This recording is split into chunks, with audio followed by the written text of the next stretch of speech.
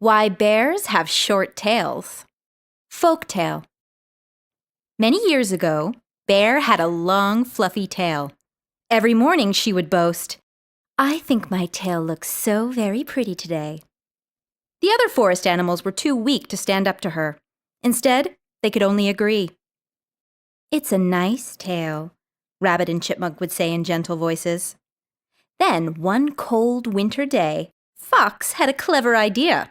He was famous for being tricky. Fox asked all the animals to help him catch lots of fish.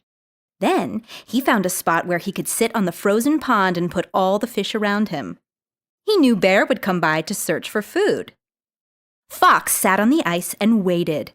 Up above, the bare winter branches blew in the brisk wind. At last, Bear arrived. She licked her lips and came over to Fox. "How did you catch so many fish?" Bear asked. "I used my tail," Fox said. "I bet you'd catch even more with your lovely tail. Try it here. This is the best spot for fishing." Bear made a hole in the icy pond and dipped her tail in the dark, cold water.